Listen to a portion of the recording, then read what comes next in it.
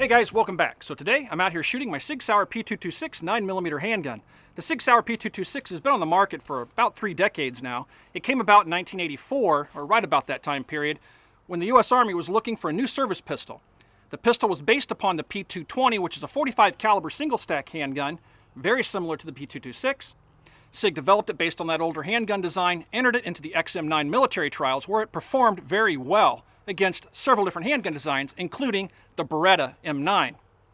Rumor has it the handgun lost the military trials due to cost, not necessarily due to functional problems or issues like that.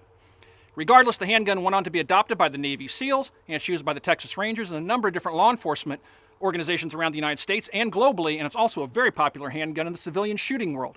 Let's take a closer look at this handgun today.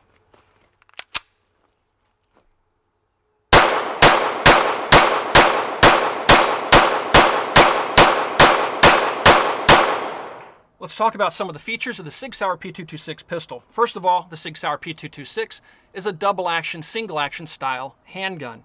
This handgun is designed to be carried with a round in the chamber with the hammer down at rest and the first shot being fired double action. The handgun has no manual safety, which means if you carry the pistol cocked, you can't lock it with a manual safety. It is not safe to carry in this manner. Another method of carry would be to carry it with a full magazine without a round in the chamber and then manually cycling the slide to load the weapon before you use it. But regardless, the handgun is designed to be safe when carried with a loaded round in the chamber and the hammer at rest in the forward position. Let's talk a little bit more about that. The handgun has a series of levers that makes it a little bit different from other handguns on the market. This first lever right here is a decocker. That means when the hammer is cocked, to make the weapon safe, you simply manipulate this lever, rotate it down. You'll notice that the hammer can then be let forward. The second lever is a slide stop. Pretty conventional mechanism. When the slide's to the rear, this is up. To release it, you simply push down on it with your thumb, and the slide will return home. To decock the pistol, again, you just manipulate this lever, and it makes the weapon safe. Now, about this hammer. The hammer, as you'll notice, I can't push it forward, okay? If I pull the trigger, I can then, as I hold the trigger to the rear, push the hammer forward. That's part of the safety mechanism. It's 2 parts. When the trigger's not being pulled, the hammer is locked to the rear. It cannot contact the firing pin. Also internally, it has a firing pin block. There's a little lever, a little bar that when you pull the trigger, the bar goes up, pushes a plunger up, which is blocking the firing pin, and releases that firing pin so it can move forward once the hammer strikes it. It's kind of a double safety, and it makes the handgun extremely safe to carry with a loaded round, and it is drop safe. The handgun is also very simple to disassemble. To disassemble the Sig, all you have to do is push up on the slide stop, pull the slide to the rear, and lock it in the rearmost position. Right here you will see a disassembly lever and a notch cut into the frame, allowing that lever to rotate down. Now it's in the disassembly mode. Ease the slide forward off the frame, and now you have 2 parts, the lower receiver and the slide. Inside, you'll find a recoil spring and guide rod, which you can just push forward on and draw it out to the rear, and a barrel. That's it. That's all of the components to the Sig for field stripping. Now the Sig also uses a Browning type action, although it is a bit different. You'll notice in looking at the barrel, the hood is the actual locking lug. It's common in handguns today, somewhat revolutionary when it came out, not really, but it still was a departure from the Browning action. So when the barrel is in the slide, you'll notice how it moves up and down. That's in the locked position, that's in the unlocked position so the weapon can cycle. As it closes, it locks the barrel to the slide right here in the ejection port. Putting the handgun back together is super simple. Just put the recoil spring and guide rod back in. You'll notice that the Sig also has full-length frame rails. Not only that, now this is a German-made Sig. This is before Sig Inc. or Sig Arms started manufacturing the handguns domestically here in the United States. And it also has scalloping along the frame rails to allow debris to accumulate so it doesn't interfere with the function of the handgun in adverse conditions.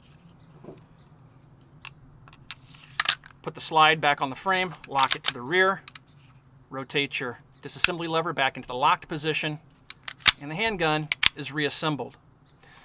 The top of this handgun, the slide, is made out of stainless steel on the current production handguns. The older SIGs were made out of a heavy gauge sheet metal stamping that had a nose piece welded on. But now, since 1996 or so, and the production of the handguns here in the United States as well, the slide is made out of stainless steel. It's all made on CNC machinery, and it has a black oxidized finish. You'll notice that this finish almost looks like a parkerization. It's a gray finish. And it's one way you can tell the German handguns, the older German handguns, apart from the newer SIGs made here in the United States. The SIG fires from a 15-shot stamped sheet metal magazine. This magazine's made in the United States. 15 rounds is pretty much the norm. Modern handguns seem to be going past that 15-round barrier. I know that the Beretta 92, for example, now uses a 17-shot magazine, and the Glock 17, things like that. But the capacity is still fairly standard. You'll notice I'm also firing Wolf Performance ammunition, steel-cased ammo out of the SIG. I've had no problems with steel-cased ammo in the Sig Sauer P226, or really any 9mm handgun that I own. The recoil on the SIG is very manageable. Some folks complain about the high bore axis, which is the height of the barrel above the frame. I don't really have a problem with the recoil on the handgun. First of all, the 9mm is a very mild recoiling cartridge. Second of all, the SIG just feels very good in the hand. You get a good purchase on the handgun. It has a very ergonomic grip, and recoil really isn't a problem. Hopefully I can demonstrate that for you here. While we're shooting, you can get kind of a feeling of how the handgun recoils. All right, so let's do a little bit of shooting with the Sig Sauer P226. First of all, loading the handgun is just like loading any other conventional 9mm handgun. You take a 15-round magazine, you insert it into the grip, seat it firmly. Now, I will also point out that it has a standard, what's called an American thumb release on the magazine right here. So you can quickly hit that with your finger and drop the magazine out of the pistol. So you'll insert the magazine, tap it in, load the weapon by pulling the slide to the rear and releasing it, letting it go home. Now you'll notice that the hammer is back. I have two options here. I can fire it like this, single action with a light, crisp trigger pull, or I can use that decocking lever and ease the hammer home, which makes it completely safe. It will not fire. And I can fire the handgun double action mode for the first shot. Let me demonstrate that for you here really quick. Now you'll notice I fired that first shot double action. Now the hammer is to the rear, and the remaining rounds until I hit that decocking lever will be single action.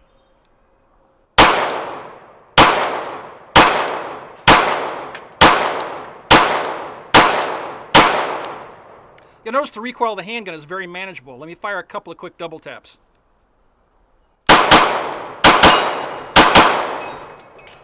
You notice the handgun's recoil, as I said, is very manageable. A lot of people have complained that the SIG's only real detracting point is the fact that it has that high bore axis. Again, I have no issue with it. The sights on this particular pistol are the sights that were used for the military trials. It has a dot here in the front and a dash here in the rear, very similar to the Beretta M9. Here's an M9 service pistol. You'll notice the sights are very similar. Now let's talk about the M9 service pistol in comparison to the SIG, because both of these are technically service pistols in the U.S. military. Again, the Navy SEALs use this handgun. One of the things I like about the SIG is if you do have a malfunction, there's no safety mounted on the slide, so you can quickly and easily grab this rather large slide and jack the bad round out of the chamber and get the weapon back into the fight. With the Beretta, it's slightly different. The Beretta has that slide mounted safety. So just loading the handgun or clearing a malfunction, you put the magazine in, you grab the top of the slide right here in this area where you normally would, and you can hit that safety. You'll notice I knocked the safety on when I did that, which puts the handgun on safe and drops the hammer back to the double action position. The only problem is when you go pull the trigger, you get nothing. To an inexperienced troop in the field, that can be the difference between life and death. Their handgun's not operating, now their focus is not on the fight, it's on their handgun that doesn't work, it isn't firing, and it's just something as simple as flipping the lever back to fire, but it's those few seconds that again can cost somebody their life. You don't have that issue with the SIG. It's one of the things I do like about the SIG. I like the fact that the SIG is designed to be carried loaded. For self-defense purposes and for military purposes, that's obviously the ideal way to carry. Let's shoot the Beretta and show you what the recoil of that handgun looks like in comparison to the SIG. I'm going to load the Beretta. Now I'm going to be careful when I load the weapon not to actuate the safety there on the slide. I have to grab it in front of the safety. And now the weapon's loaded and ready to fire. Again, just like the SIG, I can either fire it from the double action mode by rotating the hammer drop safety, returning it to fire, which I'll fire the first round like that, and then it transitions to a single action pistol. First shot, double action. Now, I'm going to fire the weapon, let you guys get an idea of how the weapon recoils.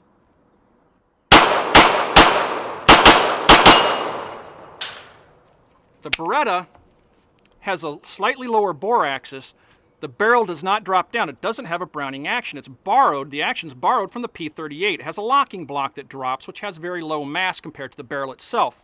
So you don't have that downward motion as the gun unlocks and opens.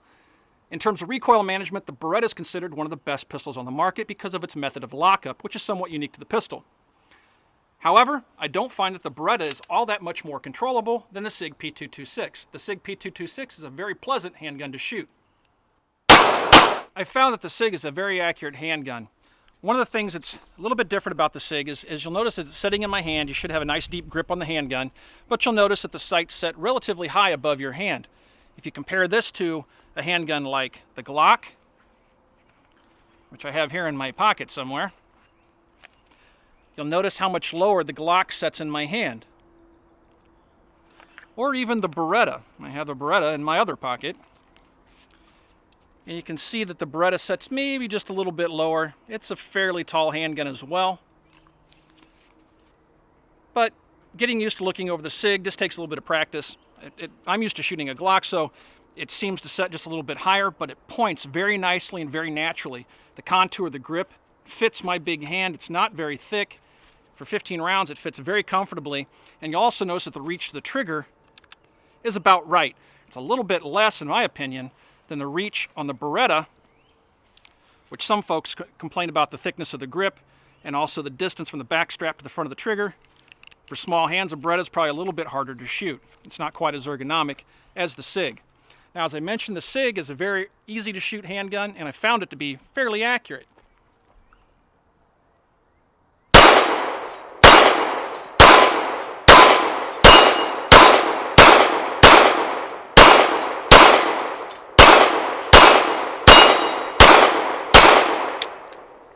Now, I didn't lock open. Sometimes I actually rest my thumb on top of that slide stop. It's one of the things that I don't do very well. I like to shoot with high thumbs like a 1911, and sometimes I hit that slide stop. It's not a problem that I have just with the Sig. It's other handguns as well. I'm used to shooting my Glocks and my 1911s, so sometimes when I pick up a handgun such as this, I get that problem where the slide doesn't lock to the rear.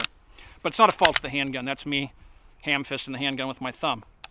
Again, very nice handgun to shoot, very pleasant, very accurate. I had no problem shooting the center out of that action target down there. It has a small square in the center of the torso, and I was easily swinging that little center target fairly easily. Well, guys, I'm sorry to say it's now time for some final thoughts on the Sig Sauer P226 handgun. The Sig Sauer P226 handgun I have found to be a very capable 9mm service pistol. The handgun is well made, it's accurate, it's light, weighs about 34 ounces, has a 4.4-inch barrel, has an overall length of about 7.7 inches. So for a service size handgun, it fits the bill pretty well. Now, this is a German-made Sig Sauer P226. I have had some problems with Sig products in the recent past. I've had problems with a couple of their handguns and some of their rifles. Now, I've not had a problem with the US manufactured Sig Sauer P226 handguns. However, I still prefer to buy the German handguns like this one when I can find them. Overall, I still think the Sig Sauer P226, even the US made handguns, are good quality handguns. Again, I've never had a problem with one of those. I did have a problem with the Sig Sauer P220 though. It was not reliable. However, again, no problems with this particular handgun. The handgun has an MSRP of right around $900, so it is at the upper end of cost on the market. However, for that money, you're getting a handgun with a good reputation for reliability, accuracy, and shootability. If you guys have any questions about the Sig Sauer P226, you can ask those questions on our Facebook page. You can find us on Facebook at www.facebook.com/militaryarms. As always, everybody, thanks for watching. Thanks for those subs. We'll talk to you guys soon.